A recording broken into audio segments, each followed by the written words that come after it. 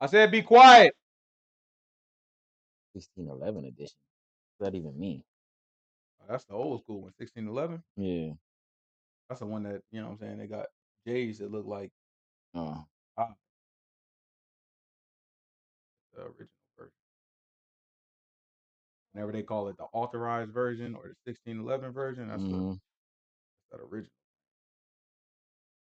Testing. Sabbath peace. Sabbath peace. It's another opportunity for us to come together and hear and learn of the word of truth that's given to us by the Most High God. All honor goes to the Father through the Son, whose name is Yahuah.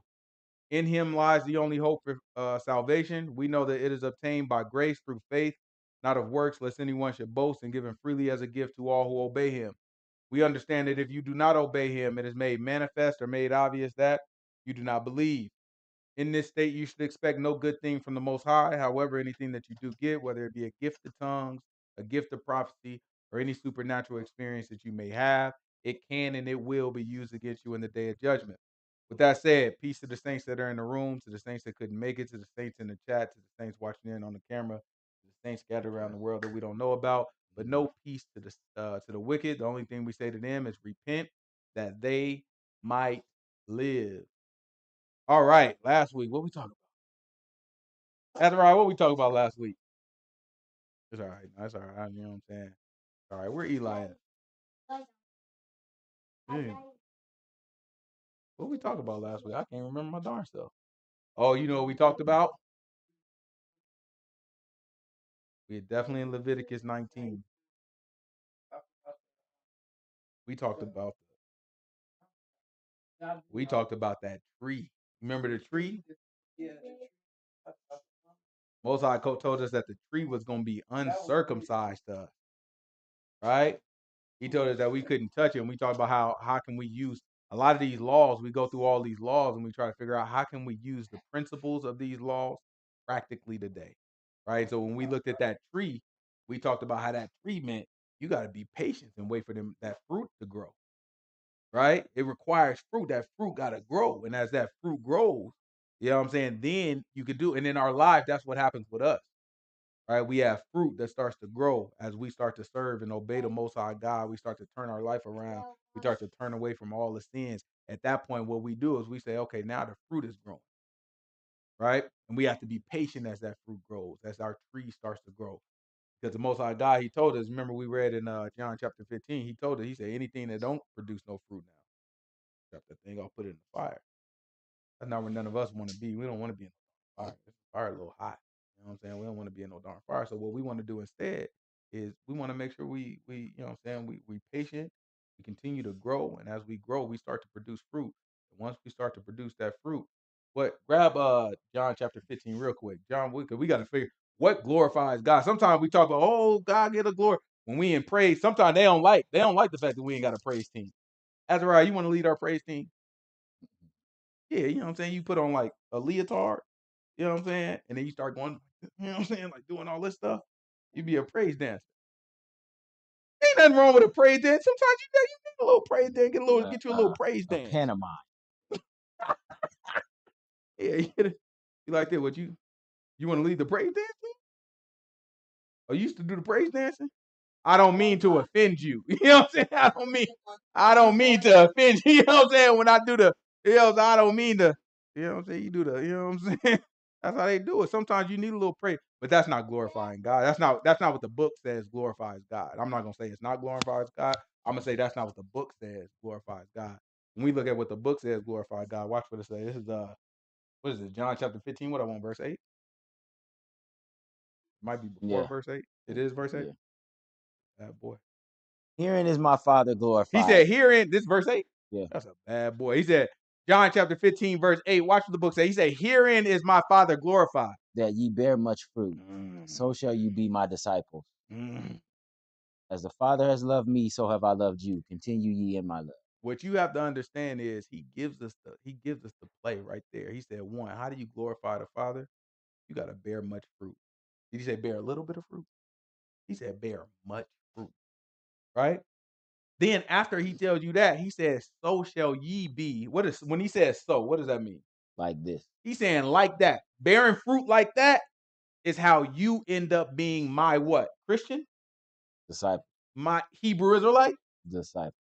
My disciple. Not my Muslim, not my Christian, not my Pentecostal, not my all these other things that these people call themselves. I told somebody, what was that? Who asked me at work? This lady at work, she said, it's just been bothering me. She said, it's just been bothering me. I'm sorry if this is too invasive. This my girl at work. You know what I'm saying? She, you know what I'm saying, all respect to her. I appreciate that she's direct. But she's like, you know what I'm saying? She's like, listen, how is it that you won't accept a Christmas gift, but if someone leave it to you, you'll give it to somebody else? I was like, well, I can give gifts whenever I want. I just don't want to benefit from these people's stuff. She's like, oh, she's like, but what are you? I was like, a disciple. She's like, I ain't never heard nothing like that. I'm like, what a shame. Because what the book say? Did we just write that? Which version? Check what version we reading, because we might be reading out of the new, you know what I'm saying, the new disciple Philip version. You know what I'm saying? It's the regular King James. Maybe we should check the authorized King James to see if it says something. It always said disciple the whole time. Right? But for some reason, nobody picked that up. Everybody want to be something different. And we got to ask ourselves, why? How is that even possible? If something is written down and it's right there and it's been there for thousands of years? No, I guess not thousands. But this part of it would be there almost 2,000 years. Right? How in the world do we get to the point where we don't even use the word that the man said that he was going to call it? We get to making up new stuff and then arguing about it. Christian is a real thing. The Christian is in the Bible. I'm sitting there. I'm going to have an argument about you with something that's a maybe when it's a definite right there. That's crazy to me. Right? And people don't know it. So it's these types of things that I know we have a lot of confidence in the world when we look in the world and we see these pastors and they got these mega churches and they got all this stuff. These people, believe you me, don't know what they talking about half of the time. The average of these people have no idea what they talking about with these big old churches. You remember what was the guy's name? What's the dude's name? What's the one they is on about buying a plane? Creflo Dollar? Was it Creflo? I don't know. I feel like it was one of them that was buying a plane. Joel Didn't he say he'd go? Not Joel. Joel Elstein, they is mad at him because when what was it, a flood? Or when it got real cold in Texas? He looked at people out. He said, y'all can't come in here. He got that big old church. He's like, no, y'all can't come in here. Right? But these people, they doing stuff, they just being human. That's all they doing. They just being human. Ain't nothing wrong with being human if you're a human. But we called to be better than human. Right? Human for us, we talked about it last week, is carnal. Right? It's natural to be human. We not called to be natural, though. We called to be spiritual. So we got to walk in this present world in a way that's supernatural to the rest of these people. We got to walk in this present world in a way when they see us, they be looking like, how in the world do you deal with that? How do you have that much patience? How do you love somebody even though they treat you like this? That's these people are supposed to look at us and be like, I could never. Sometimes they're going to try to make us feel bad. I don't know why you put up with that. I could never. We go like, I know you couldn't. It's all right. You know what I'm saying? I'm trying to help you out. I'm trying to, like, if you listen to me, I'm trying to get you to where I am. But I know you can't right now because you're not. It's natural for you to not be able to. Right? But for us, we got to be better. We got to be more. And it takes time. And our fruit got to grow. And the branches got to grow. And the fruit got to come off of them. And that is when we glorify the Most High God. That makes sense? All right, let's pick up where we left off. This was what? Leviticus chapter 19, verse 25. Yeah. It's Leviticus chapter 19, verse 25. I don't know. I might need a little air. Yeah, you know what I'm saying? I might need a little bit. Yeah, you hit that thing. All you got to do is a little button in the middle of it. You just press that thing until it turns blue. It's a little blue icon going to come on it. Right there. Hit a couple more times. See, ooh, that's the one. Ooh, need a little bit of air. Almost put on the hoodie.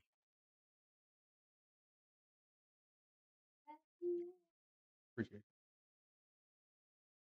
This is Leviticus chapter 19, verse 25. Watch what the book say. And in the 5th year you shall eat the fruit thereof, that it may yield unto you the increase thereof. That's 25? I am Yahuah your God. Give me 26. You shall not eat anything with the blood, neither shall you use enchantment nor observe times. Right? So he said you should not eat anything with the blood. What is he talking about? A medium rare steak? No. No, he ain't talking about no darn medium rare steak. No, when he say eat something with the blood, what's he talking about? You gotta cook. You gotta drain the blood out the meat before you You cook. gotta drain the blood out of it. He's saying don't eat raw meat. Right?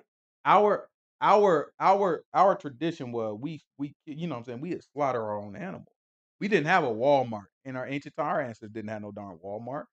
So what we had to do, we had to carry around a bunch of goats, cattle, right?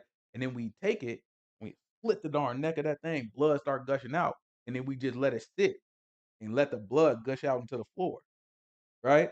Then after we do that, we slice that thing open, you know what I'm saying, fillet that thing, put him on the grill, you know what I'm saying, then we eat him. But you gotta let the blood go out. Not everybody was like that. You talk about these ancient Greeks and these ancient Romans and all these ancient Gentiles, man, and they'd take that goat and bite right into it, fur and all.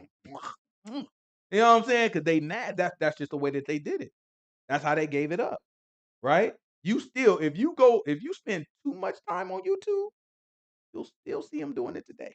You know what I'm saying? You ever just get too far into YouTube and you just going through it, and then you see some stuff you ain't supposed to see? Yeah, you might still see a white man take a bite into raw meat and just do some crazy stuff like that because that's just how they do it. And it ain't just white. It's some listen, it's different white. It's some different black people do the same thing to this day, right?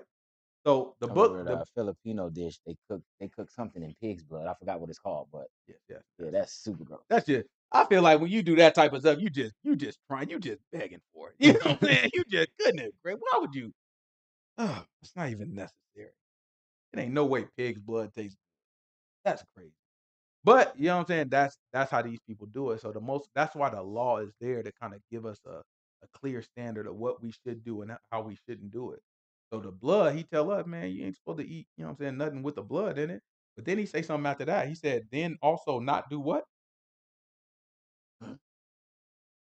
Neither shall you use enchantment nor observe times. Mm. So he said, neither shall you use enchantment. What's enchantment? That's right. What's enchantment? What's enchantment? You say I don't know. Enchantment is witchcraft. Right. The next one is horoscope. What? Read the next one. Nor observe time. Observe time. Who got a phone? I know you got a phone. Go ahead. Go ahead, look it up. I want you to look up horoscope for me. So enchantment is witchcraft, Yeah, when you're dealing with enchantment, that's witchcraft. That's which magic. is That's setting spells, evil. right? You have some people, just to make it relatable so that we always know, right? I'm pretty sure some of y'all got family from the South that's into witchcraft. Harry Potter is witchcraft too, but that's on TV. I'm talking about real life, right? Real life, because Doctor Strange technically is TV witchcraft too, right? But I'm talking about real life people practicing spells and practicing is one thing that they call hoodoo, right? There's voodoo and there's hoodoo and there's all these different things. This stuff comes from our people, right? Hoodoo and voodoo, that comes from our people. So all this stuff is witchcraft when they put in spells and they mix, they do all types of unspeakable wild stuff, right? But they do these love spells, they do all these different things to enchant people. That's magic, right? That's enchantment. You found it for me? What's a horoscope? What does it say?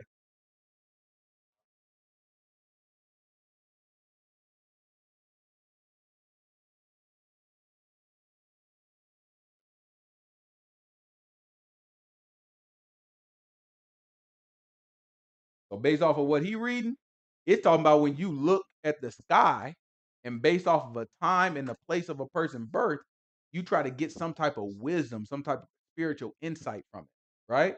That's the horoscope. So far, it might sound innocent. It's like the book just say, what did it say? It say, make sure you ain't eating with the blood. Make sure you're not an enchanter. And what else?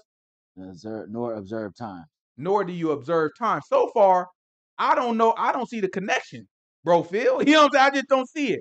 Keep scrolling down. I tell you, come on, man. I need some help. You put the phone away. You couldn't wait to put it away. All you gotta do, scroll down. I want you to go down to the part. It's Google, right? Go down to the part. You gotta expand it though. You know what I'm saying? You gotta expand it. Make sure you can see the whole definition, and then go down to the part. It should say etymology. Who knows what etymology is? Etymology is what's that? It's the study of a word. It's the history of a word, right? So it'll tell you that this word came from these other two words, and these words made this. So it gives you the history of how this word was developed. So you got etymology. What is the etymology of horoscope?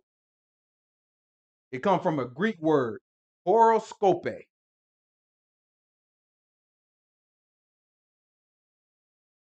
We ain't got it yet? You can't buy good help. Goodness gracious. If you would have did, you would have had it already, huh? Twice. You would have had it on 2 phones already by the time you got it. Goodness gracious.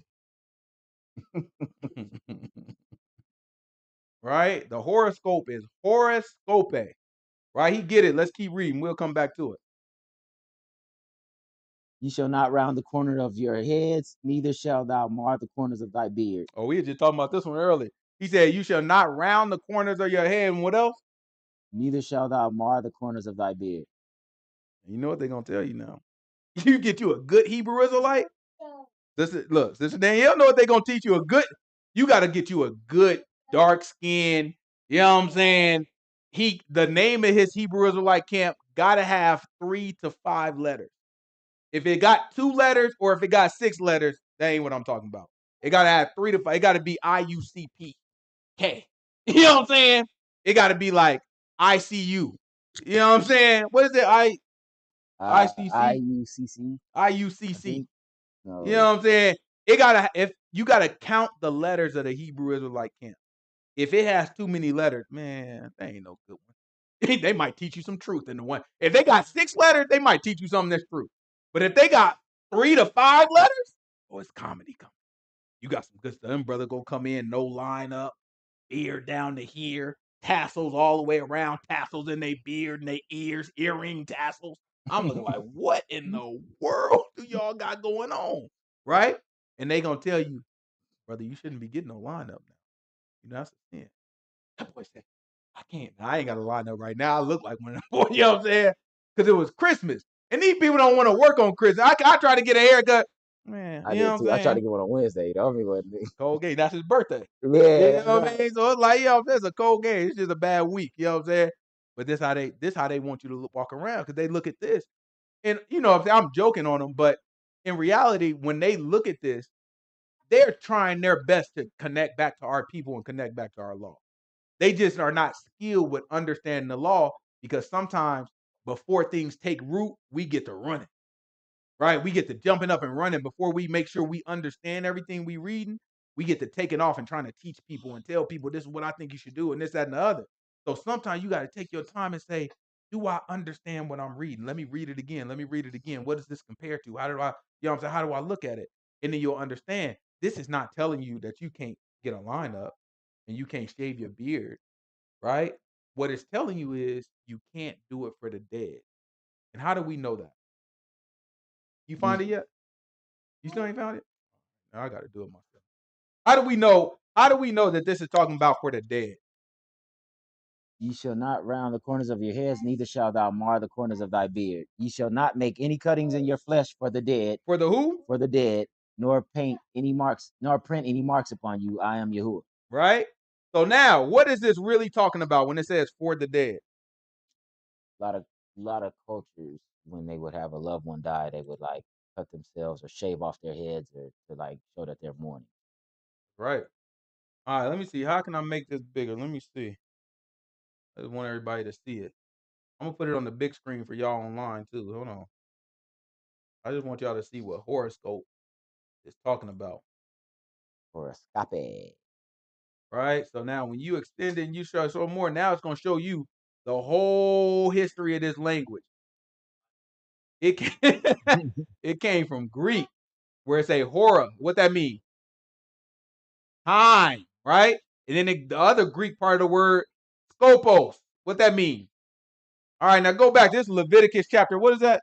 Leviticus chapter 19. What verse? 26. I just want y'all to see what it says. This is Leviticus. You gonna control it for me? All right. Look, click back right here for me. Where it say, oh my fault. Where it say main scene. Not now, but Azzy, when I tell you to. go tell Eli to bring This is Leviticus chapter some. 19, Or you verse bring, 20 bring me some what? water. Bring me some water. 26. Yeah. You shall not eat anything with the blood, neither shall you use enchantment nor observe times. Nor observe time. Book tell you very clearly, do not observe time. But guess what they give you? A Greek word that means observe time, and they never tell you that's what it means. All the way, you looking like, boy, you sound like an Aquarius. Is you an Aquarius? And you think it's innocent. You think what we just be having these conversations, and we think it don't mean nothing because I'm not doing no witchcraft. I just got the app that tell me every day your day is going to be well because you're a Sagittarius. And this is a Sagittarius day. And this is what's going to happen. And this is how you feel. And you're going to be like, oh, that thing is so right. And it should scare you that it's right.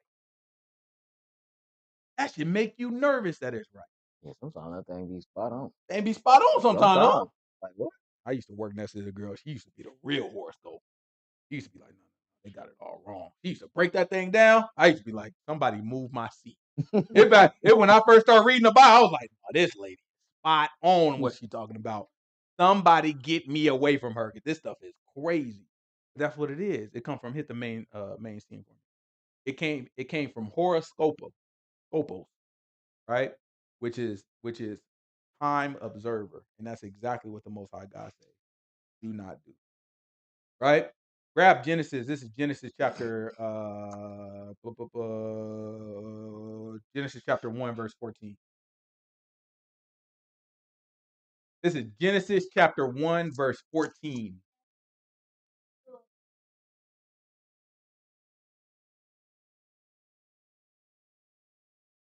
Yeah, when these people get to ask you, what sign are you? Sometimes you just, you know what I'm saying? Be like, man, I ain't even into that. I ain't into that. I don't know. Right? Bypass the whole conversation. When were you born? Let them, you know what I'm saying? Don't get into no arguing. I ain't no Aquarius. Don't do that. You know what I'm saying? You ain't got to argue with nobody about that stuff. When they get telling you Aquarius, you be like, man, that's whatever you say. You know what I'm saying? I was born in February. You know what I'm saying? I don't know what you talk about. I was born in February. You ain't got to get in no argument. Don't get contentious about those stuff. Don't ever let nobody drain your time with something that don't matter. Right? When some of this stuff just don't matter, don't even let it get to you. Don't let it get you riled up. That stuff be a trap sometimes. You know what I'm saying? Something don't matter, just be like, you got it. You know what I'm saying? Next, moving on to the next conversation. Right? What else we got going on? This is Genesis chapter 1. This is verse 14. And God said, let there be lights in the firmament of the heaven to divide the day from the night, and let them be for signs and for seasons and for days and years. Hold on. So he said, let the lights in the firmament of the heaven. So it's lights in heaven, lights in the sky. Right? And he said those lights that are in the sky should be for what? Call my man mid-drink. Divide the day from the night, and let them be for signs and for seasons and for days and years. So now the purpose, when we look into the sky, we can look into the sky, and guess what? It's for days and years and seasons. So it is to give us time, right? So we do look. The Most High God does tell us to look into the sky, and He does tell it. And the looking is observing, right? And He does tell us that we can discern time from it. But I want y'all to know when He says observer of time, He's not talking about just looking at it and saying it's 7:00, right? Observers of time is something where you discern spiritual value from astrology. So you look up in the sky and you see all this stuff, and it get to telling you who you are as a person, what you should be, what your goal should be, what your outlook should be. It gives you wisdom. That is where you're in territory where you're being a time observer. You're being a horoscope, right? And that's what we want to get ourselves away from. Absolutely, we use the sun to say it's daytime. We use the moon to say when there's no sun, it's night. Right? We use the sun to say, look like it's been a full year. That's where all that stuff came from. Absolutely, that's appropriate. Can't get away from it. That's what it's there for. But it's not to give us spiritual value. It's not for us to look at it and be like, okay, I was born in the year of the dragon. You know what I'm saying? That's where that stuff come from. Because the real astrology stuff is 2 layers to it or something. It's like first you got some animal, You know what I'm saying? Then you got the actual sign or something like that. So it's like, I remember she was saying that she is looking like, yeah, they don't get it. Actually, we not even in it. We're in the year of the dragon. And this that I'm looking like a year of a dragon. Somebody scoop my seat. Somebody help me out. This is scary. Right? But that's what happened. So this is keep going. This is Genesis chapter 1, verse what? 15. Genesis chapter 1, verse 15. Watch the book say. And let them be for lights in the firmament of the heaven to give light upon the earth, and it was so. And God made two great lights, the greater light to rule the day, and What's that? The great light. the sun. That's the sun, right? You look up and it's a big old, when you look into the sky, what's the brightest thing out there? The sun's so bright, you know that behind that sun is a whole bunch of stars. When was the last time you looked up and you saw a star when the sun was out? You can't see it because it's too bright. When the sun get bright, it outshines everything else. That's the great one, right? And when the sun go down, what you got? And the lesser light to rule the night. What you think is the lesser light? Moon. That's the moon. When the moon go out, it's a good light too now. You know what I'm saying? So when the moon get out, you might see a star. We in Vegas. You might see a star or two. You know what I'm saying? On a good night, depending on what side of town you on, you might see a star or two. You know what I'm saying? Because we got so much light radiating from the surface up, it's hard for us to see the stars. But if you go out to where it's not, you ain't got the whole strip and you ain't got all these street lights and all that, then you can look up and you'll start to see more of the stars out there, right? But you might see a star and the moon at the same time because the moon is not bright enough to make the stars disappear. Keep going. What else? And the lesser light to rule the night. He made the stars also. Mm-hmm. And God set them in the firmament of the heaven to give light upon the earth, and to rule over the day and over the night, and to divide the light from the darkness. And God saw that it was good. Mm-hmm. So that was good, the Most High God said. So now let's jump over to Deuteronomy chapter 18. Give me verse 10. It's Deuteronomy chapter 18, verse 10. These people will horoscope you and witchcraft you to death, and you don't even know it. What do you think it is when these people be I'm trying to think of a good one. What they say? They said step on a crack. What they say? Break your mama's back. I didn't even know they still did that. They still do step on a crack, break your mama's back. My kids got a different one. What is it? I forget. Okay. Why you can't say it? What was it? Step on a crack, break your butt crack, something like that. That's crazy. That's crazy. Smell like a butt, or I don't know. Okay, sorry. Yeah, you got to split the pole. My whole first maybe 15 years of my darn life, boy. Spent my life running around poles like, oh no, can't split it. You know what I'm saying? Like an idiot. Just running around darn poles looking dumb on the street. You know, back then, we ain't like y'all. Back then, we used to walk, boy. You know what I'm saying? We used to be out there strolling. You know what I'm saying? Walk. We used to be out there strolling. Y'all don't even know. Y'all don't know what none of these things mean because it's like, huh? Sidewalk? You know what I'm saying? What is that? You know what I'm saying? We used to walk. I remember I used to sit there for the bus. In the house, we would walk. Oh, distance. We out. Long as I'm not in the house, I don't care how far. Man, listen, we'd be waiting for the bus. That thing don't come. And you don't really know. Like, we ain't have all the phones where you can just look up everything. You feel like this when the bus comes. Nowadays, I think they got signs on the bus that tell you everything. They didn't really have that back then. So you'll come and you'll be like, man, I feel like this. And you don't know if this is the hourly one or the 30-minute one. I don't know. Like, because you get to talking yourself when you're waiting. So you waiting, you sitting there, man, it's been 5 minutes, but in your mind, you've been here for 2 hours. And you sit here and it's like, man, he probably just come. So now you convince yourself that the bus just came before you got there, and you're going to have to wait a whole other 55 minutes before the bus get there.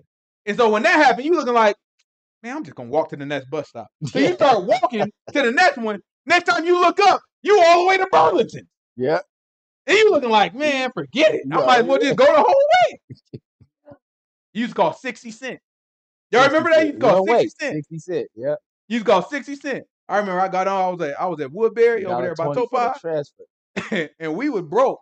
Don't let my mama tell, but we was broke, right? So I had to get on because I didn't like walking all the way to school. So we went, and my mama used to have all these pennies. So I got the pennies, right? The whole thing. 60 of them things. You know what I'm saying? I walked on there to the bus. I put that thing. It was so embarrassed. I put that thing in there. I'm just sliding it. Click, click, click, click. Then it gets stuck. And there's a black dude driving the bus. He looked at me. He like, just get over it. Boy, but it got stuck. And so it's people behind me. He looking like, boy. And then he grabbed the pen. He's stabbing the thing to unstick it. He's like, get your butt on the bus. I was like, my bad, man. You know I'm just trying not to walk. But that's the life we used to live. They don't even know what you're talking about. No, that's good old days. You know what I'm saying? We're talking Spanish right now. But you could probably scan it. Oh, that's crazy. Can you imagine having to scan? Oh, that's crazy. But when you living like that, you split some poles. You step on some cracks. And don't nobody want to break their mama back? So what you do? You hop over them things. So now you look stupid the whole way drive because you walking down and you walking with your buddy and he go on the other side of the pole and then your stupid self say, oh, wait, no, why you split the pole? And then you walk all the way around not to split this imaginary pole. You jumping over cracks. So the whole time you just look like a slow person walking down the entire street. And now you sitting there and you thinking that you accomplished something. You think you protected your mama. All that stuff is witchcraft. We don't realize it, but that's witchcraft. That's silly superstition. We believe this stuff though. What's the one? What's the other one? Right. You're not supposed to put your purse on the ground. You're not supposed to sweep feet. Sweep your feet. I remember that one. It's a lot of stuff. You know how much, huh? The black. Oh, the black. Yeah, the black cat. Yeah. The black cat. Boy, you would change your entire route if that black cat step out in front of you. It'd be like, forget it. You know what I'm saying? I'm just gonna go the other way. You will go an entirely different. You will walk 2 blocks over if that black cat passes your path. We believe in this stuff, and so what I want from y'all is the same stupid faith that we put inside of this stuff that we never question. Ain't nobody say, has anybody proven that a black cat is bad luck? We've never asked that question. Nobody ever. At no point did anybody be like, where did that come from? Nobody came. You've never heard nobody say the white man came up with the black cat thing. But as soon as the Bible gets to telling you what to do, and there is evidence for it, and black people actually did write the book, that's when we got all the questions. Well, how do I know it? How do I know I should be doing that? How you know the white man just didn't come up with that? Don't you know, brother, that was just something that they used for slavery? Right? It's important that we understand and we start to balance this stuff that we put our whole faith in. And it means nothing. It's made up. Somebody came up with it real quick. Versus the book that's telling us the truth, and we have a hard time. Right? We struggle to obey it. We look for any excuse not to obey it. We got to retrain our thinking. We got to retrain ourselves. We got to say, man, if I can give my life, if I can look stupid running back and forth on the street, jumping over cracks and not splitting poles and dodging black cats, then guess what? Man, I can obey this, but I can love my brother. You know what I'm saying? It ain't too hard. I can love my brother. I can sacrifice myself. I can take a beating a couple times. Right? I can do that. I can stop lying. I can stop cheating. I can stop stealing. I can stop killing folks. Right? These things are something I can do. That's reasonable. Book ain't trying to tell us nothing bad. And it definitely ain't telling us that we got to walk around 2 blocks to avoid a black cat. I feel like we getting off easy. Let's see. Keep going. Where we at? This Deuteronomy chapter 18, verse 10? Yeah. There shall not be found among you anyone that makes his son or his daughter pass through the fire, or that uses divination, or an observer of times, or an enchanter, or a witch, or a charmer, or a consulter with familiar spirits, or a wizard, or a necromancer. For all that do these things are an abomination unto Yahuah. He said all that do these things what? Are an abomination to Yahuah. What's an abomination? What does that mean? Abomination. An extremely detestable thing. Something that you hate. So this is something that for people who read the King James Bible, right? It's something that you should know. When the King James Bible say hate, that's not the hate that we think. Right? When the King James Bible says hate, that's more like a preference thing. Right? There's a commandment here say a man who has 2 wives if one wife has children and the other wife does not have children, he can't hate the one who does not have children. So what he's saying is a preference. He said just because she don't have no children, don't prefer your wife with children over the one without children. Right?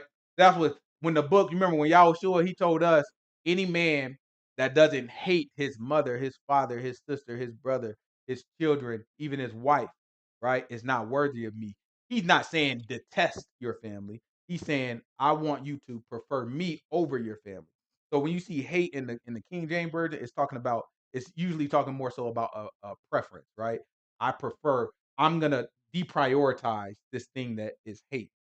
When you see abomination or abominable or I'm gonna abhor them, all those words, that's the hate, right? That's what we think of as hate, right? When we describe hate, we're actually talking about something that's abhorrent, right? Something that we abhor. That word abhor or abominable, all that means something detestable or something hateable, right? Something that we would consider hate. Okay?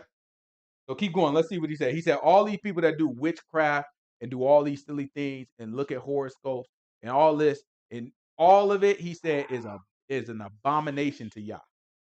Right? We're gonna get to some other abominations, but I want y'all to notice what he's saying. It's an abomination to who? Yahuah. Right? It is an abomination to Yahuah. I want y'all to pay attention when we read about abominations. It's either going to tell you this shall be an abomination to you, or it's going to say this is an abomination to Yahuah. There is a difference between those two abominations. In one case, he's telling us we should hate it. In the other case, he's telling us, no, I hate it. Right? What do you think happens to the stuff that Yah hates? It gets judged. When Yah hates something, eventually, it's going to get judged. It's going to be destroyed. Right? Now, if he tell us that we should hate it, maybe something happened, maybe not. You know what I'm saying? But what I can guarantee you, if he hate it, at some point, it's going to be dealt with. Keep where we at? This is Deuteronomy 10 or 18, verse 10. Verse 12. Verse 12, keep going. For all that do these things are an abomination unto Yahuah, and because of these abominations, Yahuah thy God does drive them out from before thee. So these are the reasons why the Gentiles were driven out from before the Israelites. So what's the message in that for us? How can we use that information today? Don't do it. Yeah, for sure, don't do it. Because if you do it, we know that now that's ground for what to happen. Sure. For us to lose our property, for us to lose our position, right? It's for us to be judged. This is grounds for us to be judged, right? So just think about that as y'all see all these things going on, man. These people, they playing around with stuff they don't understand, but it's coming for them, right? These things will chase and latch onto them and comfort them, and they just thinking, oh, I just made a bad choice. Why did that happen? They don't connect to, I've been reading my horoscope faithfully every morning for the last 20 years. And during that same time period, my life has been a up and down living hell. Why is that? Right? They don't make that connection because they don't even know that it's wrong. They think it's innocent. This is jump back over in Leviticus. Jump over to Isaiah 47. It's Isaiah chapter 47, verse 10. Go ahead.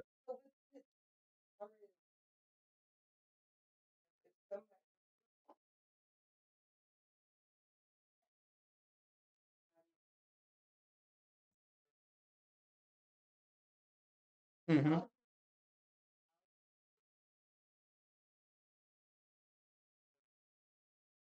Yeah, I think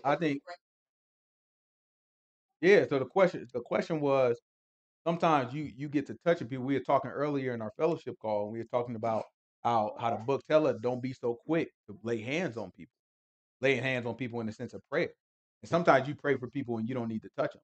Generally Christian, it's a Christian tradition. Ain't nothing wrong with it either. We do it too sometimes, but it's a Christian tradition. Everybody hold hands, right? Hold hands. You never seen that in the book. Nothing wrong with it though. I'm not trying to say it's something wrong with it. It's nothing wrong with holding hands necessarily, but there is a risk that comes to it. Because if you mess around and you make physical contact with somebody, the book tells us don't be careful with who you lay hands on. So the book is saying that you mess around, make physical contact with somebody, some of the stuff that they got might flow onto you, and we're fighting the spiritual world. Remember, we don't we when the spirit jump on us, we just gonna feel it as a bad move. we're going to feel it as like, I'm a little somber today, right? We're not going to recognize that, oh, a spirit just jumped on us.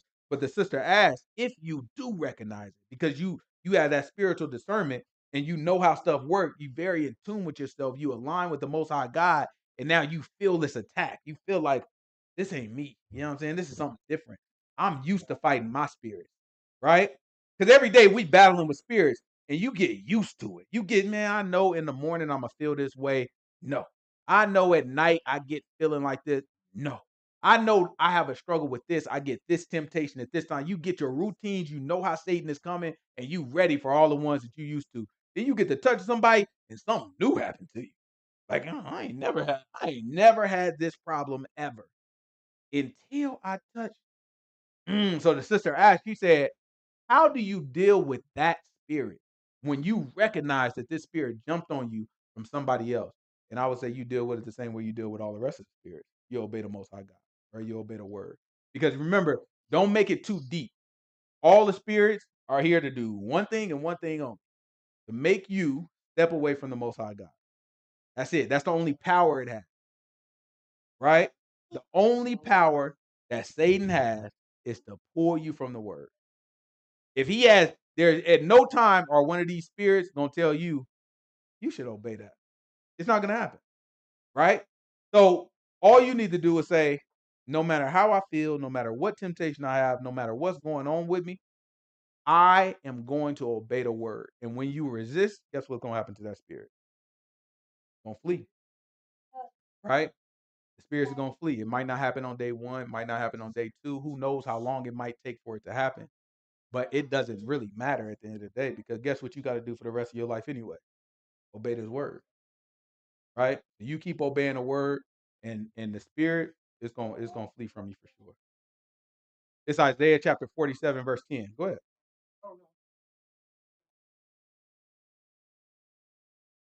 Hmm.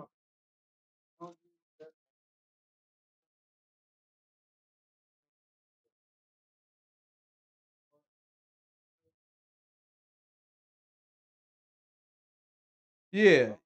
So, yeah, somewhat. So when we were talking about, so the boundaries, we were probably talking about the statutes, which is the commandments that we reading right now.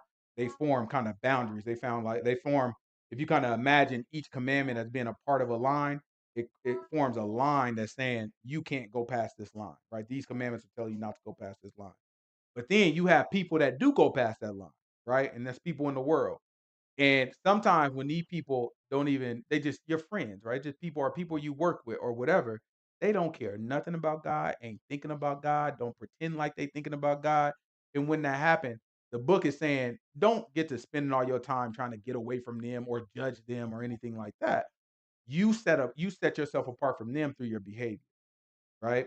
So now you have clean, chaste, righteous behavior, and in that behavior, there's a separation. Even if you're standing right next to them, there's a separation, there's a clarity, right? Just because your behavior is so different, your reputation will be such different from them that you don't have to physically separate from them, right? That's not important. The ones where it becomes important to physically separate is if the brothers, if somebody has a reputation of being a disciple, right? And then you also have a reputation of being a disciple. And then one of you starts to sin. And people look at that sin and be like, a disciple did that. If you continue to stand next to that man who has a reputation, or that woman who has a reputation of being a disciple, now it muddies the waters because it's saying, oh, I know him to be a disciple. He did this thing that I thought y'all didn't do. And you're hanging out with him like it's okay. So therefore, all disciples must do this thing that I thought y'all shouldn't do, right? And so the Most High God is big on His brand, right? You can't let His brand get sullied because your knucklehead brother, who is known to be a disciple, decided to step away from the faith. So then that's when you separate and you draw a difference and say the brother is going through something. The brother is not on what we on right now, and we had to deal with the brother. That's not appropriate behavior. So you have to judge that behavior. That's what I mean by judge. You got to call that behavior out and make sure it's very clear. Otherwise, when you stand next to that brother and it look like it's all rosy and peaches, then everybody gonna think, oh, okay, well, it's cool for everybody then. That makes sense? This is Isaiah chapter 47, verse 10. Watch what the book say. Thou hast trusted in thy wickedness. Thou hast said, none seeth me. Thy wisdom and thy knowledge, it has perverted thee, and thou hast said in thine heart, I am, and none else besides me. Therefore shall evil come upon thee. Thou shalt not know from whence it rises. And mischief shall fall upon thee. Thou shalt not be able to put it off. And desolation shall come upon thee suddenly, which thou shalt not know. Stand now with thine enchantments and with the multitude of thy sorceries, wherein thou hast labored from thy youth. If so be that thou shalt be able to profit, if so be that thou mayest prevail. You are wearied in the multitude of thy counsels. Let now the astrologers, the Watch this. stargazers, and monthly prognosticators Look, stand up. He said, let now the astrologers, the stargazers, this is the observers of time. And he said, the monthly what? The monthly prognosticators stand Who knows up. what a prognosticator is? Somebody that studies something. That's somebody who tells the future, right? That's somebody who tries to predict the future. He calls them a monthly future predictor. What does that sound like? That's the horoscope, right? That's exactly what horoscopes are. They're monthly. Every month, guess what? It's the month of the Sagittarius. What's the other one? I can't think of all of them. The Leo. You know what I'm talking about? The month of the darn Leo. What's the one with the scales? Libra. Mm-hmm. The scale, I thought Aquarius was the fish. Ain't bad. It ain't bad not to know. You know what I'm saying? Ain't bad not to know. Right? But that's what you look at. They are every month they're prognosticating. In other words, they're predicting something. They're predicting the future with these signs that they got on. So that's what this is talking about. Let's jump over to Leviticus 19. This is Leviticus 19 where we leave off. And while we go, this is Leviticus chapter 19, 28. verse 28. Mm-hmm. It can't be 28. Yeah, we did. No, cause we just read the horoscope. 26. Oh, we did move on. Well, let's read. Let's go back to 27 at least, so we can reread the cut. And while we do that, we got a question. Sister Pam missed her question. Sister Pam said, "What science has called planets are those stars?" Yeah, in ancient times we would have called planets stars. So y'all know they start naming all the planets, right? After gods. The Greek god. Yeah. Greek gods, and then it turned into the Roman gods. Right? So if you think of Jupiter, who's ever heard of Zeus? Right? So Zeus is the Greek version of Jupiter. Yeah. Right? Jupiter is the Roman version of Zeus. So Jupiter was a god. It's really Zeus, right? And so they named they got this big. If you look in the telescope, you know how big of a star it looks like when you look at Jupiter. It's just this bright, you know what I'm saying, this super bright star. And so they look at that and they say, that's the biggest star. So we gonna name it after our biggest god. So they named it Jupiter, right? But all of them, Mercury, right? All those, I think Mercury is the one, I forgot, what's Hermes? I think Mercury is Hermes. Hermes is the one I think with the wings on his feet. Mm-hmm. You know what I'm saying? So if y'all seen the Greek mythology, y'all probably ain't seen Hercules, huh? You know what I'm saying? Back in the day, you see Hercules. We used to have a movie called Hercules, the one with the wings on his feet. That would have been Mercury. And then you got I don't know, all them planets is named after something. I can't remember the rest of them. You got Mars, all of them are gods though. So all the names of the planets are actually gods. But in ancient times, we would have called those stars, right? And then when the Bible uses the word, when God prophetically uses the word stars, what is he referring to? Angel. He's referring to angels, right? So if you get deep into this stuff and you tie it all together, you'll see that a lot of these stuff that these people were worshiping, they were worshiping angels. And some of these angels are spirits. Spirits are not also God's servant angels, right? It's different. So some of these angels they worship and they don't even know what they worship. Right? They get the worshiping stuff that came down here and communicated with them. The day if something come out of the sky and start talking to us, what we gonna think it is? What we gonna call it? Huh? An angel? What else? If you just see something floating out of the sky, shooting around, you're gonna be like, it's an alien. Right? So back in the day, what we would have called a god, today we call them aliens. because people are less superstitious, they say.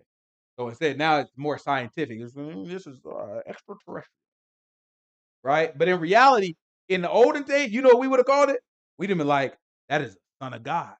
That would we would call these son of God. We would call them angels, right? And so that's what's going on. But yeah, the planets, was named after the gods, but in ancient times we would have called them stars. What the Bible refers to as stars, some of them are what we consider planets. All right, let's keep going.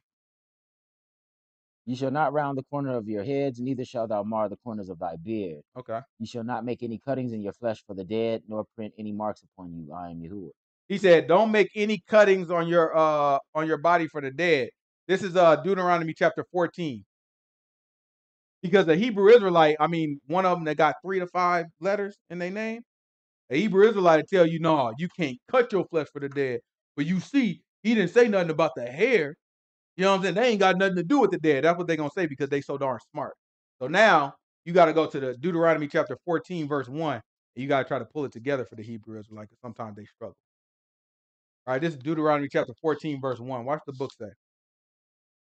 After you get that, then get Leviticus chapter 21. We're going to show you the same thing for the priest.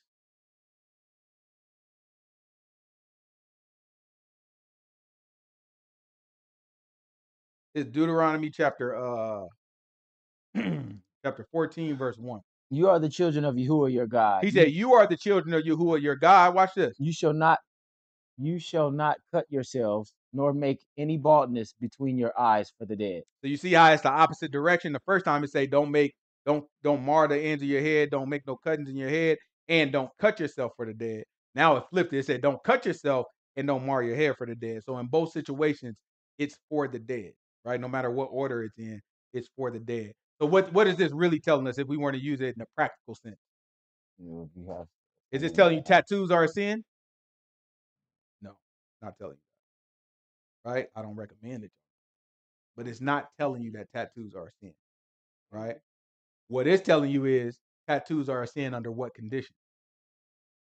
For the dead. Now look, if your homie dead, you know what I'm talking about? And then you go and you like, man, I'm just gonna get him tattooed on me. And this is the day he was born, and this is the day he died. As soon as you done with that tattoo, you get up and you look at it. Guess what you just did? Sin, right? Because that is a sin. If you make a cut in your flesh for the dead, now it's a sin. Right now, if you go get whatever, you know what I'm saying, on you, whatever, that's your business. I don't encourage it, you know what I'm saying? But I can't tell you there's a book against it. You got to make a difference between my personal preference and what the book say. I got a lot of personal preference. Listen, my personal preferences, I got a lot of them, but it's different from what the book say. We never want to judge anybody beyond what the book says. You put yourself in very, very dangerous territory, which we'll probably get to next week. This is Leviticus chapter 21. It's Leviticus chapter 21, verse 1.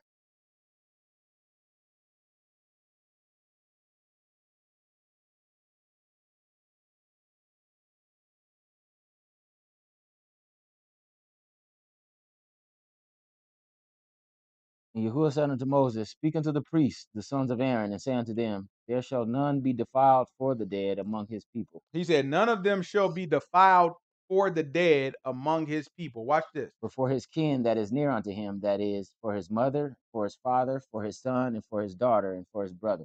So what does this mean? This is talking about the priests of our people, which had to be sons of a man named Aaron, right? So if you're a descendant of Aaron, then you have an opportunity to become a priest. And if you end up as a priest, he's saying that you can't come near a dead body, right? So if somebody dies, you can't go over there and be like, let me help with his body and pick it up and get everything cleaned up. That as a priest, you can't do that. Somebody died, you gotta be like, yeah, I gotta go over here. I gotta stay clean. Y'all take care of that. Y'all take care. I'm a priest. I gotta stay clean and do my business. Right? It was a very particular responsibility.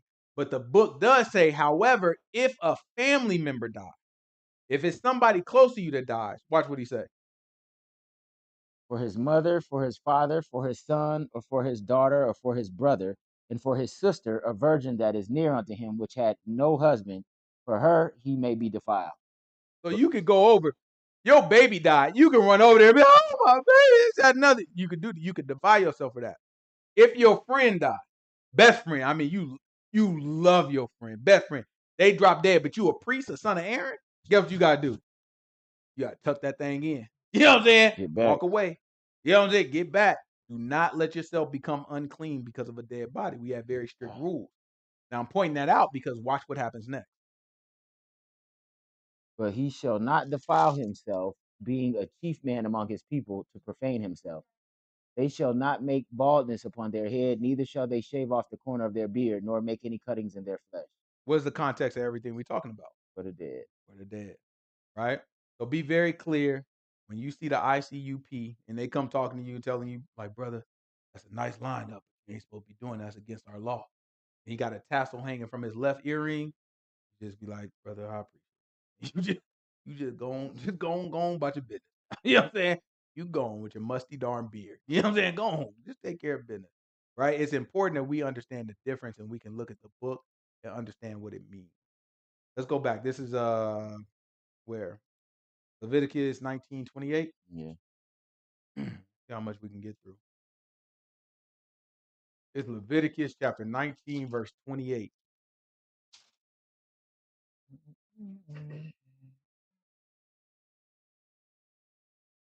Ye shall not make any cuttings in your flesh for the dead, nor print any marks upon you. I am Yahuah. Mm-hmm. Do not prostitute thy daughter to cause her to be a whore. He said, do not prostitute thy daughter to cause her what? To be a whore.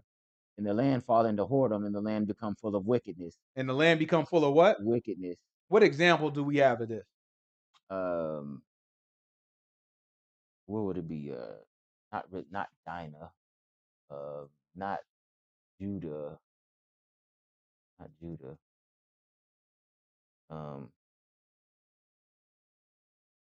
What about Genesis 19? Let's see.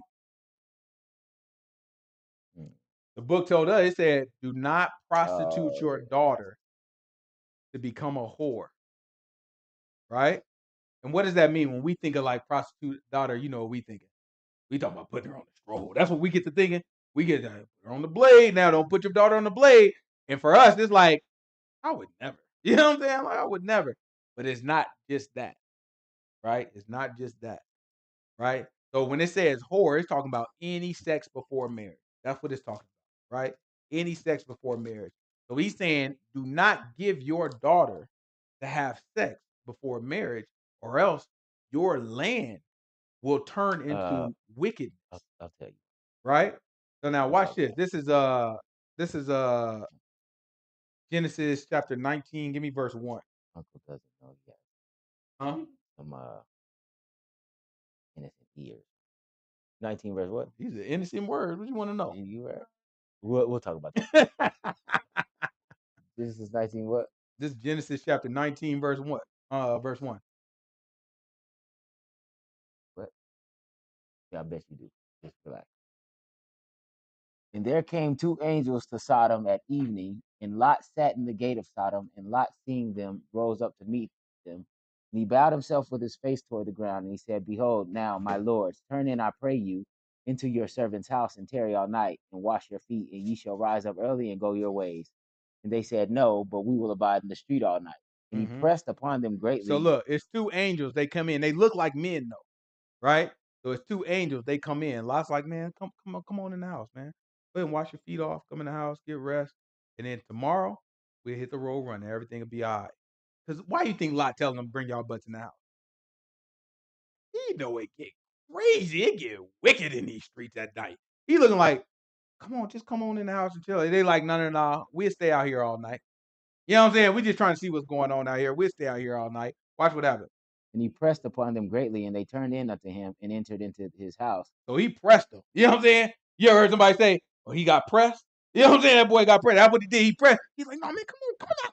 Get y'all butts now. Come on, get in this house. He pressed them. He made them coming out, and the angel was like, all right, we'll go in. Because the angels already know what's about to happen.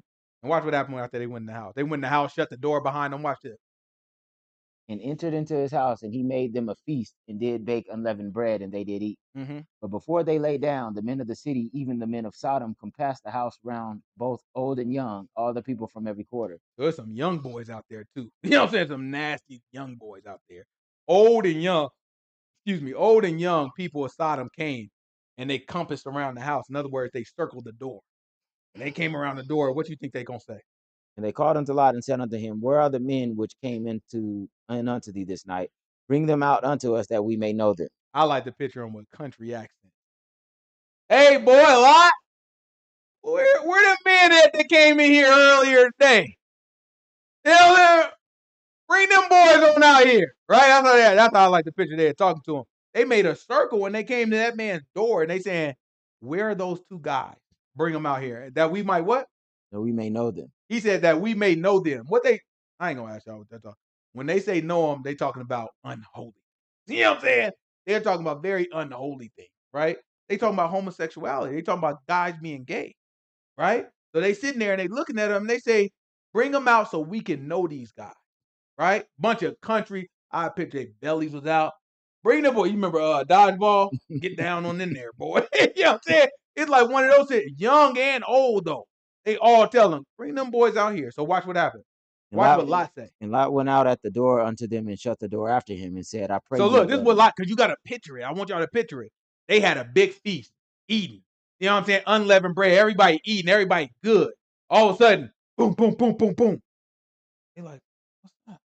Lot already know what it is, right? Everybody else looking around. Lot like, I was hoping this didn't happen, right? Boom, boom, boom, boom, boom. Hi, we're just having dinner. That's what Lot said, right? Then they sitting there. They said, bring them boys on out. Them boys that you brought in town, boy. Bring them men out. We want to get to know them boys a little bit, right? And then Lot look at him like, just a moment, right? There ain't no just a moment, boy. You a visitor here. Bring them boys out now, right? So then Lot get up from the table and he excused himself. That's how I imagine. He excused himself. He look like, don't worry about it. I'll take care of it. And he go out there and what the book say he do? And he went out at the door unto them, and shut the door after him. Right? So he didn't want them to hear the conversation. He went out and he shut it behind them. Like, look, man, why don't y'all relax? Watch what he say to him. Behold, now I have two, and he said, I pray you, brethren, do not so wickedly. He said, y'all, do not do this wicked stuff. Watch this. Behold, now I have two daughters which have not known a man. Let me, I pray you, bring them out unto you, and do to them as good as in your eyes. He said, I have two daughters that are virgins, and I want y'all, instead of messing with these men, do to my daughters whatever you want to do.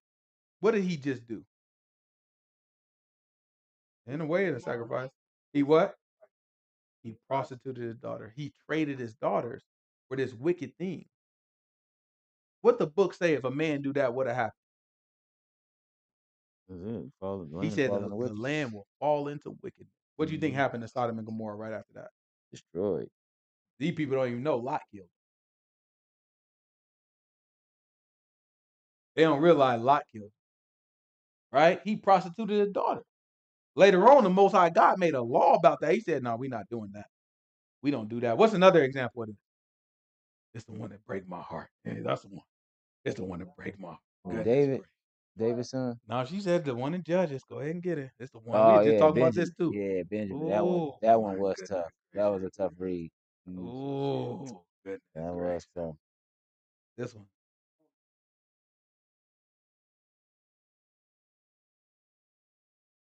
Yeah, this one. This one's rough. This is what Judges The end of it. you say Judges 6? No, it's the end of Judges. How would you say Judges 6? It's Judges 19. Judges 19, verse 22.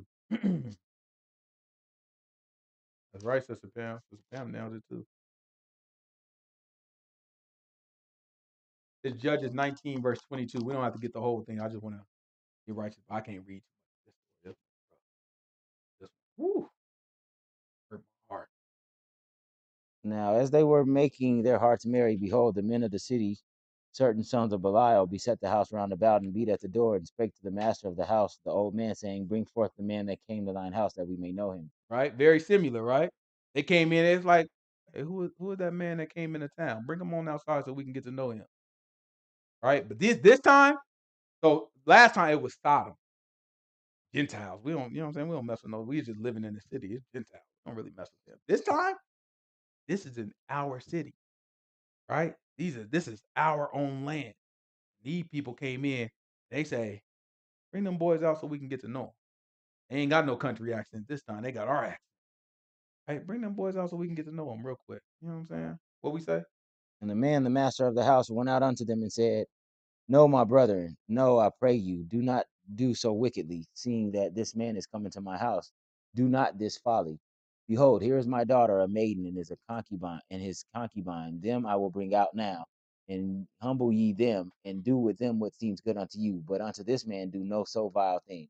So then he gave his daughter and the man's concubine, right? And again, this is against our law. Now, at this point, the law was in place. He should have known, had he reviewed the law, he would have known not to do that, right? But because of doing that, the land fell into wickedness. What you got? A concubine is like a servant wife, right? So it's like having somebody, think of it like a maid. So you would have a maid, but the maid lives with you, right? And then after your maid is cleaning up your house every day and she go to bed and at some point you look at her and you be like, I want to marry you, but you're still my maid, right? So that would make her a concubine at that point. But she's still your servant, but she's also your wife. This is Leviticus where we leave off. This is Leviticus chapter 19, verse 29.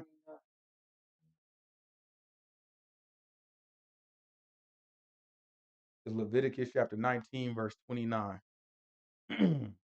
So we know, you know what I'm saying? We got to protect our women. We got to protect our daughters, right? This is against our law. Our law tells us and commands us that we got to keep them protected, keep them safe, keep them from giving themselves away. We got to keep them pure, right? Until they find a husband, somebody that take care of them. And once they leave our care, then we give them to a man that we trust so they can have their care.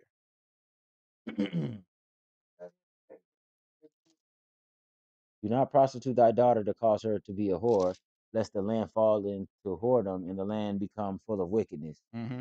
Ye shall keep my Sabbaths and reverence my sanctuary. I am Yahuah. Regard not them that have familiar spirits, neither seek after wizards to be defiled by them. I am Yahuah your God. Mm-hmm. Thou shalt rise up before the hoary head and honor the face of the old man and fear thy God. I am Yahuah. He said, "Thou shalt rise up before the hoary head." What's a hoary head? Gray hair, gray hair. That's right. Somebody that got gray hair. So you talking about the old people, right? People that get a little older.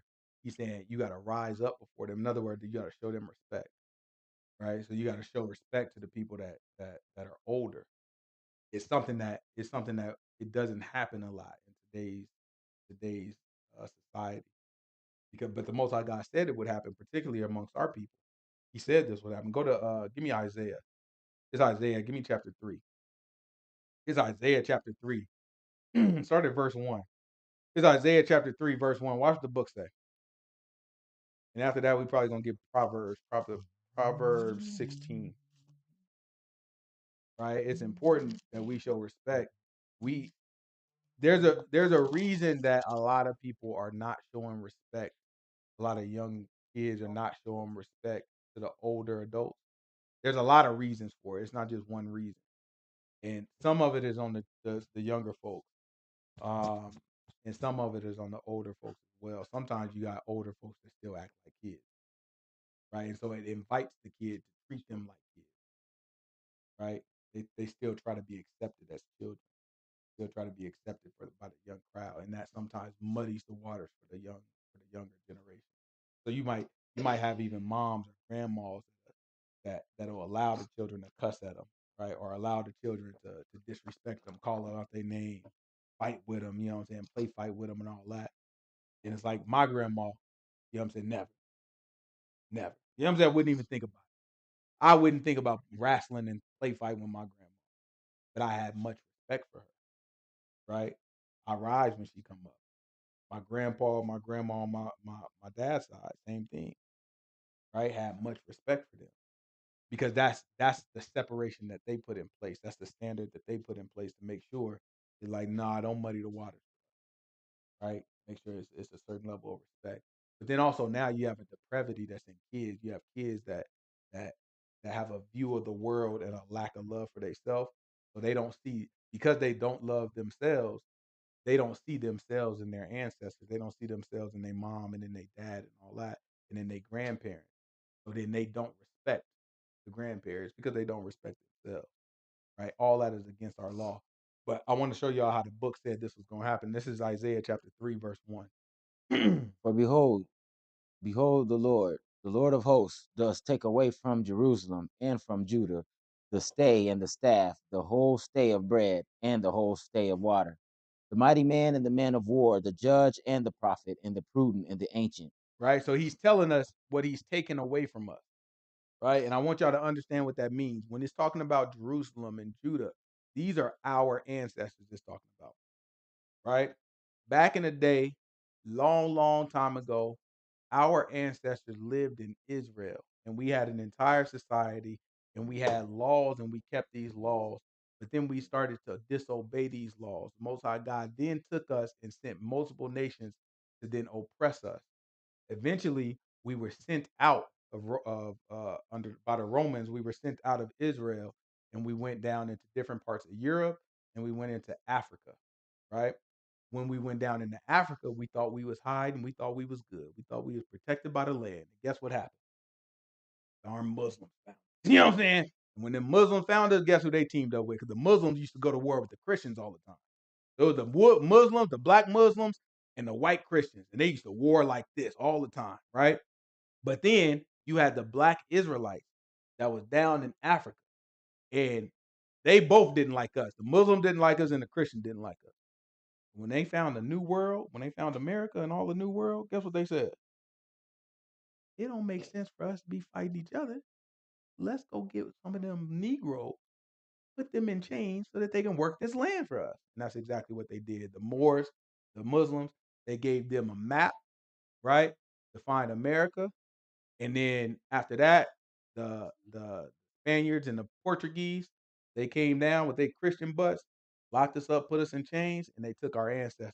So if you ever hear these people say, "Well, you know," because you know that's what's gonna happen now. Some people gonna tell you, "Well, slavery wasn't even that big of a deal." That's what they're gonna tell you nowadays.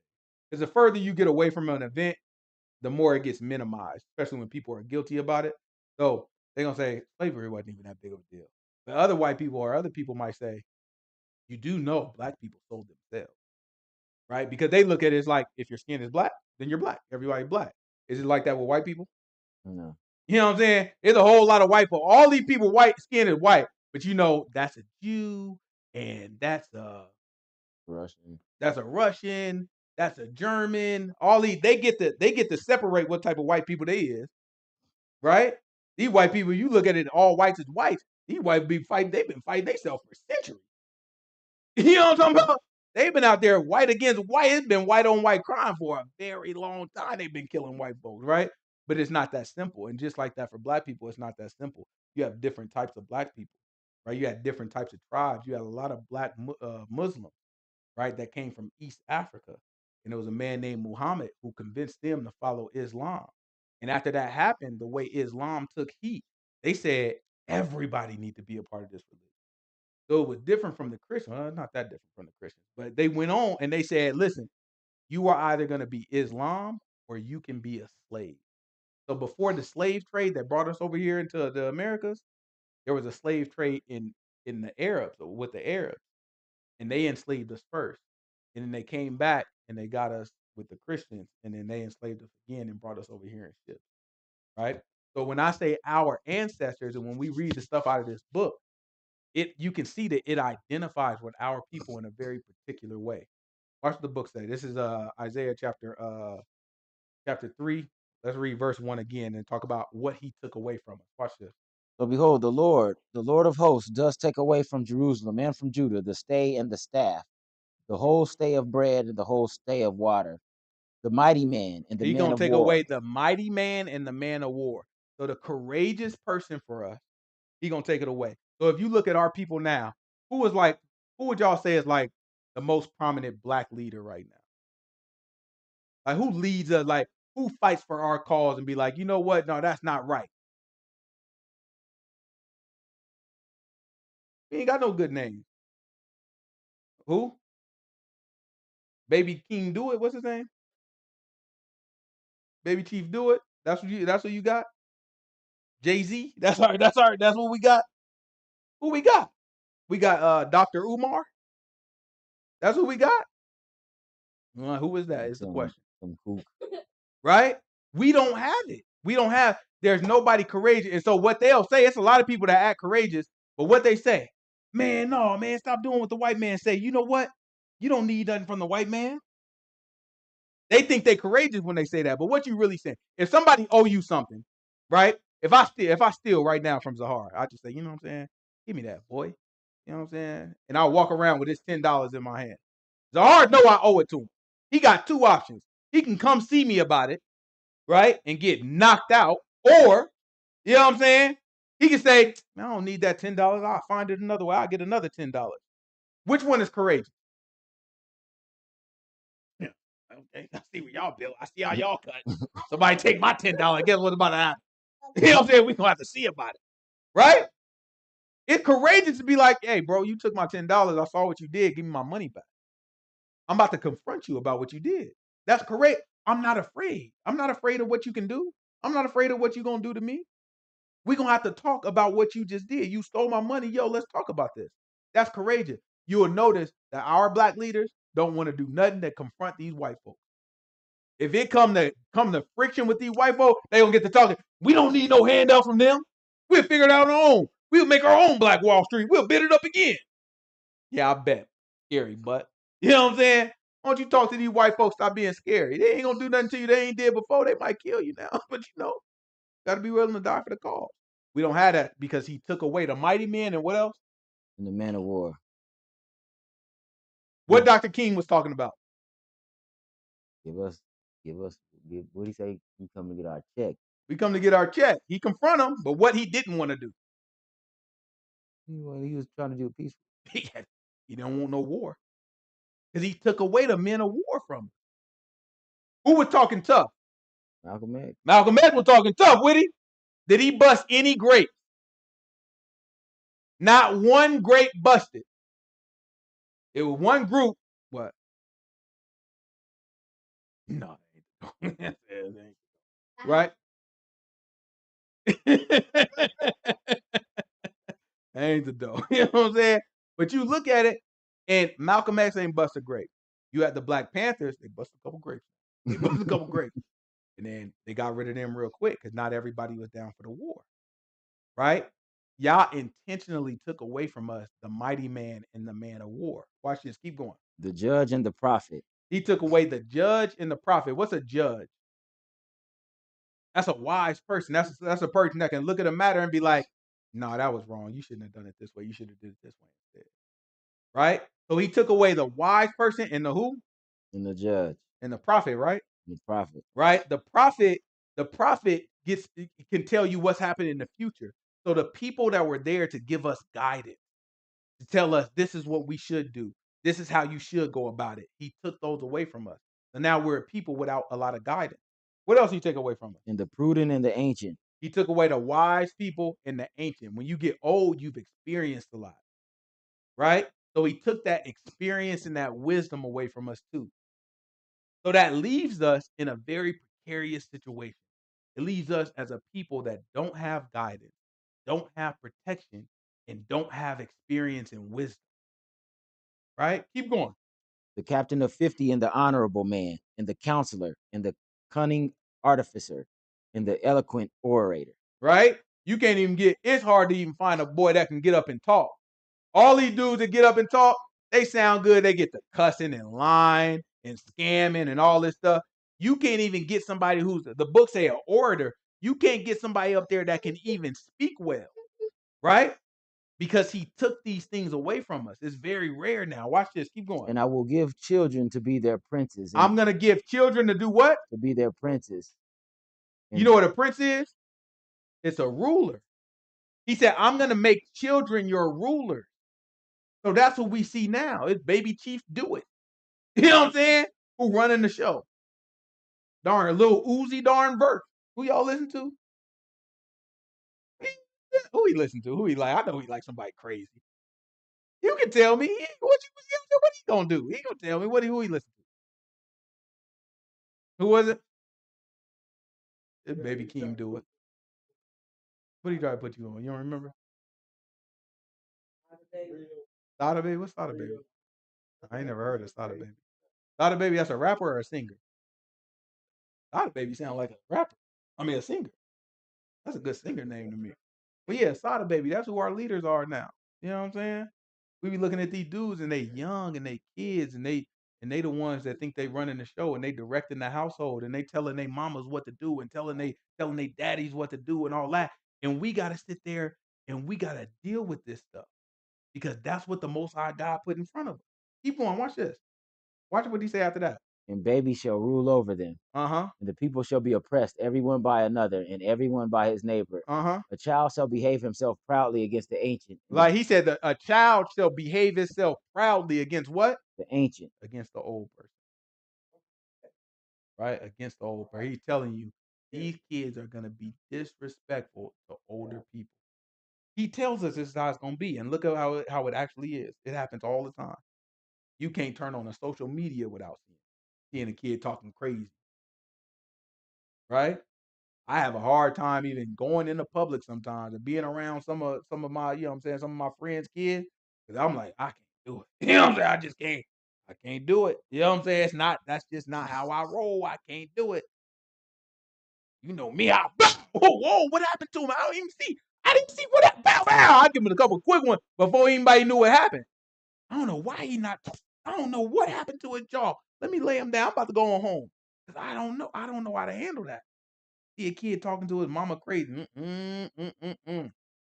Right? And that's what we got to do. We got to reclaim this stuff, right? We got to make sure that when we have these kids, when we talk to them, they need to fear us and they need to fear adults. You can't walk around with your kid just talking to adults all type of way. Now shut your darn mouth. Yeah, brother. Talking about you shut up. You don't need to speak. Why you feel like I don't even feel like why I don't know if I spoke until I was 13. For real. When I said my first word until I was 13. Boy, used to be scared to talk in a room full of adults. You know what I'm saying? I don't know if adult heard my voice until I was 13. They used to be like, he's so quiet. Yeah. Look at my mama. You know what's gonna happen to me? You know what I'm saying? You know what I'm saying? Yes, sir. You know what I'm saying? What you had to do. They ain't a bad name, that's a good name. I'd be proud of it. That's right. Grown folks So talk. look, my mama didn't make me do the yes sir, yes ma'am. She had made me put Mr. and Mrs. in front of everybody's name. Right? So it's like, yeah, you know what I'm saying? You had to call them Mrs. or Mrs. If you couldn't go to sometimes it was some adults in my childhood that tell you, oh, just call me Jesse. As soon as they get to say they say it directly to me. You can just call me Jesse. You know what I do? Look right at my mama. You know what I'm saying? Look at yes, Miss Jessie. You know what I'm saying? Okay, Miss Jessie. No, you don't have to put no Miss. And then my mama, she ain't even got to say nothing. She look, like you ain't got to worry about me, mama. I say Miss Jessie. You know what I'm saying? Because I don't want no problem. Grown folks talking. You get up out of that room ASAP. Get on out of there. You get to run in your mouth talking about something you think you know about it. No, that's not how it is. These kids be jumping all in grown. That would have happened to me. You know what I'm saying? Just a big, I'll be like, what happened? I don't even know. I just see stars, Jupiter. You know what I'm saying? Like, what's going on? Because that's how I play. Right? And that's appropriate, right? We have to make sure our kids have that level of respect. As a kid, you might look at it and be like, oh, that's tough. It's mean. I don't have a voice in this house. That's what these people are putting in your head. I don't have a voice. I'm not, no. It's not that you don't have a voice. You have to wait. You have to learn patience. You have to learn the appropriate time. You have to learn to sit down and learn before you feel like you need to speak. You don't have enough information in your young brain to be able to understand what's going on around you. You don't have enough experience to even know what's appropriate and what's not. It's one lesson my mama taught me I'd never forget. She used to tell me, and it's something I teach my kids too.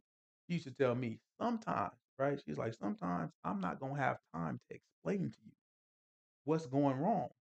So when I tell you get your butt out of the street, you don't see the bus that's coming, right?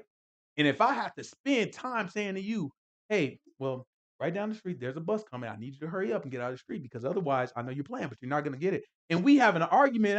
I don't see your butt. Bah!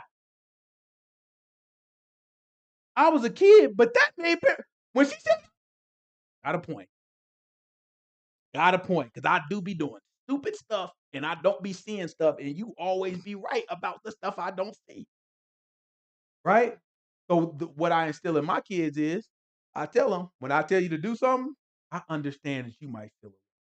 I understand that you might not even understand what I said, but talk about it with me after you do it.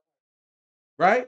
I tell you to do it, you get to it. Then when you're done, you can come back and be like, okay, this is the problem I have. We can have a whole conversation. You know how understanding I'll be in that situation. You can come back like, Dad, I did what you said, but I didn't like it. Oh, well, let's talk. That ain't even no whooping. You get to talking to me before it happened. Belt out. Belt out. I don't understand. And I just told you to do something. Why do I have to? But we don't understand as kids, that's protection that your parents are putting on you.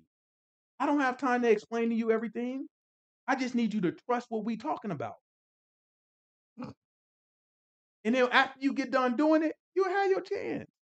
You're gonna get old enough, you're gonna have your chance to figure it out for yourself and be a parent yourself. It's coming. Don't try to do stuff before the time. It ain't that serious.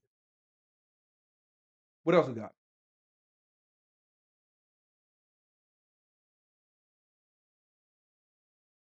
And everyone by his neighbor, the child shall behave himself proudly against the ancient, and the base against the honorable.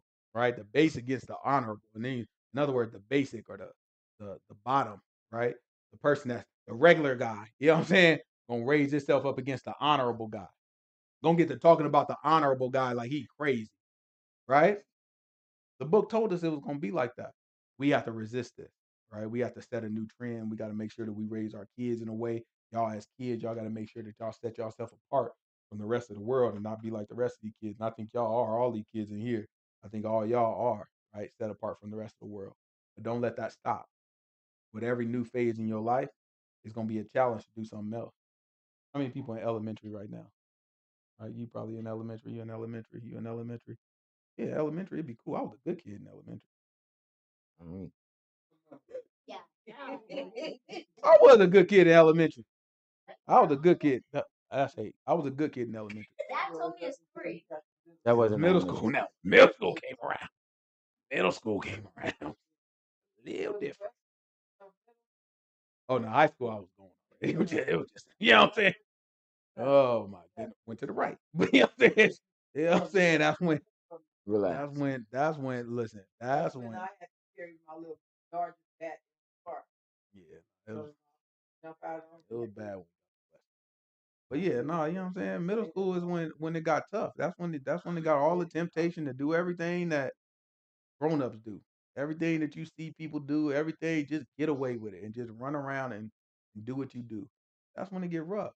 And at each stage it gets worse. And in high school, it was like hide everything. In middle school. In high school, it was like, man, I don't care. I don't care that you get to developing all these thoughts. I don't, you know what I'm saying? I don't care about nothing. I don't this, that, and other. All the stupid stuff we do just to turn, what I turn, 22, 20, 21? Turn 21 and feel empty. You know what I'm saying? Turn 21. I didn't live three people lives between the age of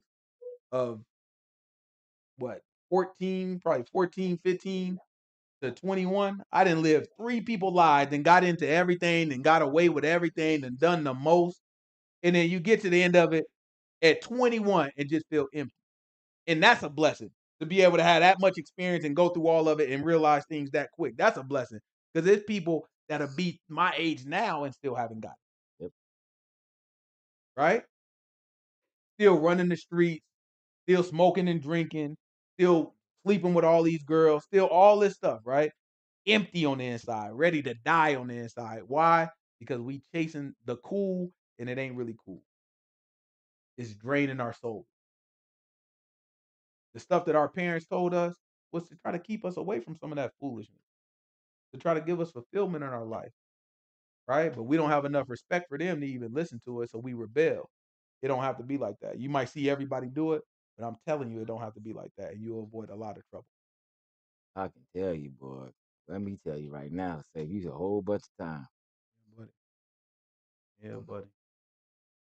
Need to reflex. Where we at? This is I think that's good for today. That's good for tonight. We'll pick up next week. We'll pick up Leviticus, and I think we'll probably finish out Leviticus next week. Um, we got a couple more commandments to go. You know what I'm saying? One I really want to talk to y'all about balance. Right? We have to have just balance. You know, that's gonna deal with how we judge each other, how we deal with one another, the standard that we expect for one another versus what we expect of ourselves. Right? It's very important. Right? When you have these things, when you have these principles in your mind, these are the things that give you self value. Right? Today, a lot of people struggle with self identity and self value, and the part of the reason is because we have no principles. Right? We don't have anything that we're willing to stand on. So we find ourselves lost in the world because we attach our identity to some image that we see. We attach our identity to somebody that we have affinity for. And when that stuff gets to shaking around, we get to losing it. Your identity can't be your girlfriend or your boyfriend. Your identity can't be your husband or your wife. Your identity can't be your best friend. Your identity can't be any of that. Your identity has to come from the Most High God if you want it to last. Right? We'll get into all that stuff next week. Any questions? You have no questions.